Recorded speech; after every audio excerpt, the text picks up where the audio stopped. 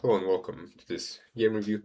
So this was quite a well-played game, and there's not too many mistakes to discuss, but it could have been a lot better if you had used the principle of attacking the opponent if he's not developing pieces.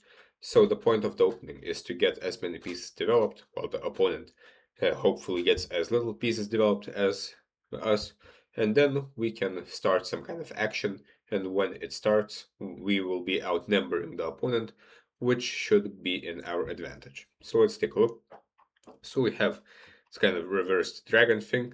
And of course, c6 is very ambitious for black. It makes sense to play d5 and get the perfect pawn center. But of course, when we're playing white, we don't really allow this. So knight f3 is a good move. For example, bishop g2 would already allow d5, which is not really ideal. So knight f3, and usually they play e4, and we get this kind of Alapin type of position. d5 is a move, queen b6 is a move.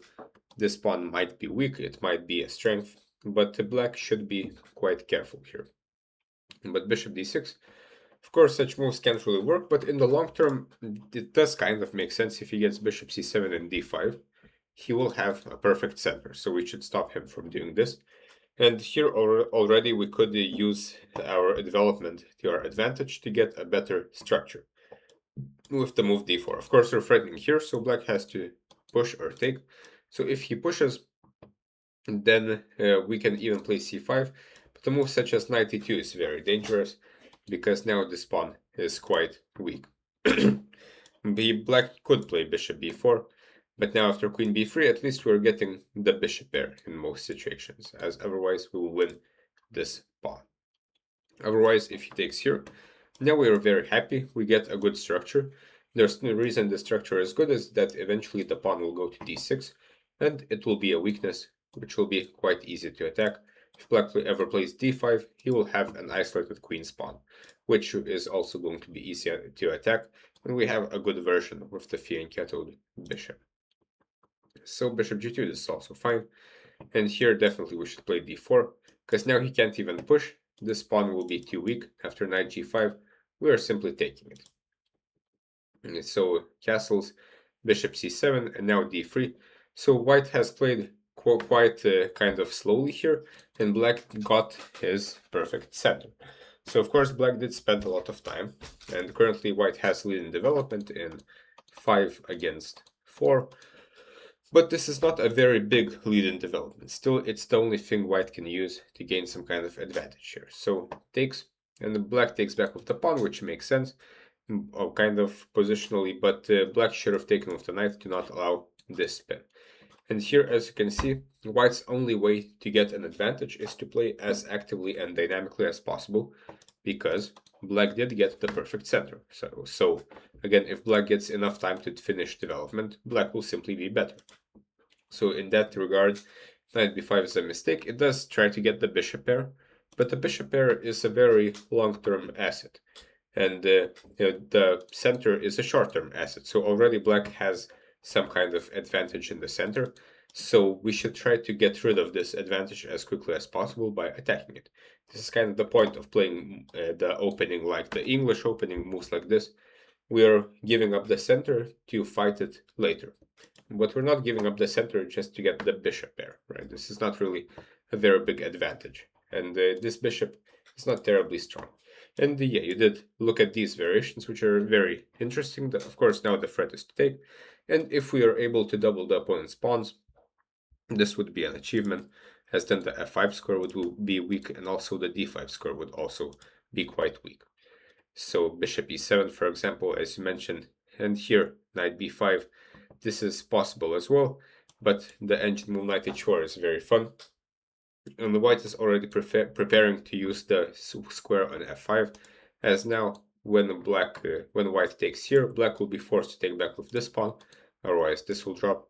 And as you pointed out in this variation, for example, this is a very fun variation where white sacrifices a piece but gets a winning attack with these two pieces, all because the pawn was forced to f6. But this is of course not the only way to play, even if this concrete tactic didn't exist. Here white is already more or less winning, because even though black has the center, he is still not developed, and most importantly his king is very weak. After the simple e3, the queen can go here, we have this square as well, and the black is in big trouble, the center is not enough for such a weak king. But okay, in the game knight b5 was played, and yeah, you missed that here.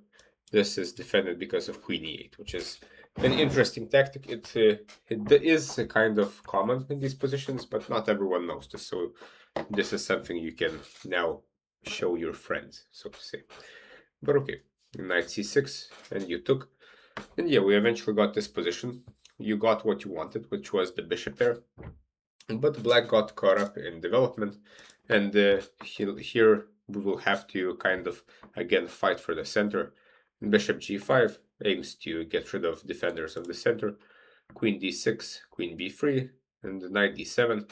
So in the next few moves, black starts kind of not really developing. Of course, they should try to improve their pieces as much as possible. The threat is, of course, to take and take the pawn. So rook d8 comes to mind. And again, if black gets a few more moves, black is simply better, as this dark squared bishop is not really enough to warrant compensation for such a center. Okay, knight d7, rook c1, developing pieces, bishop goes back, and black plays king h8, and as you mentioned, f5 is not really something to be afraid of, as black is not really developing his queen side. He should look for a way to get these pieces out into the game, but instead king h8, and you played knight h4, which is a nice idea, threatening to improve the knight, here also threatening this pawn, and also creating the newly available pawn break f4.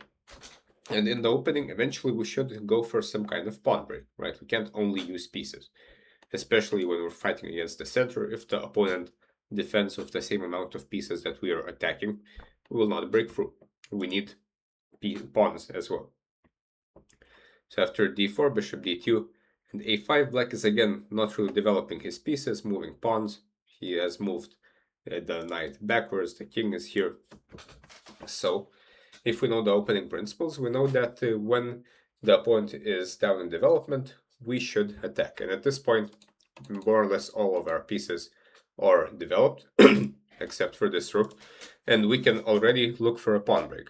And the f4 is especially enticing because we have the bishop pair. Specifically, we have this unopposed dark squared bishop. And the rule with the bishop pair is that when we have the bishop pair, this means we have a bishop which the opponent does not have. In this instance, it's this one. So we must use the bishop that the opponent does not have. So f4 threatens to open up this diagonal. And importantly, black cannot play f6 because of this square as well. So if he could play f6, then he would be kind of fine, but still, the dark squared bishop should be opened up. Okay, queen b5, rook a6, and b3. This is again kind of soft, but if the opponent keeps going backwards, we should try to open up the position as soon as possible. And again, here you mentioned f4, and in this time it's even stronger. Now black really cannot take. Now all the pieces getting in the game. The knight on b8 might be loose.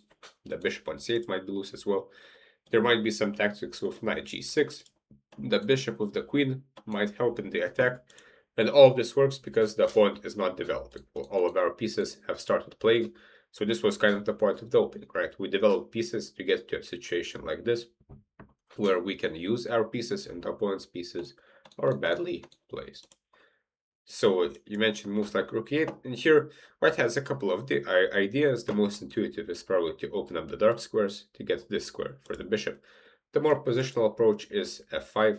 This has the simple idea of putting something on e4, playing g4 and g5 eventually. Well, black doesn't really have much counterplay, but probably with such a lead in development, what makes the most sense is to open up the position. So again, taking like this, you mentioned bishop d5 as well.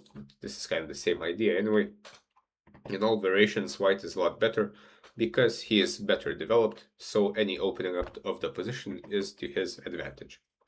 Set queen d5, and yeah, exchanging queens will give you an advantage because of the bishop pair, but we could have tried for more. In the game, the opponent had to exchange queens eventually, and even though here the opponent is kind of fine if he plays rook b8, he is of course under big pressure. The a5 pawn is weak. White has a lot of improving moves, but instead he plays rook a7 and a4. but this kind of gives up a pawn and makes the job quite easy. And from here you mopped up quite simply, putting the pawn on a5. Even though it's doubled, it's still an extra pawn. And the e5 pawn drops, after which everything else drops. So from here it was quite simple. So quite an interesting and well-played game. But we could have, of course, punished the opponent for not developing pieces and moving backwards, moving pawns, moving the rook to a6. All of this could be punished with f4.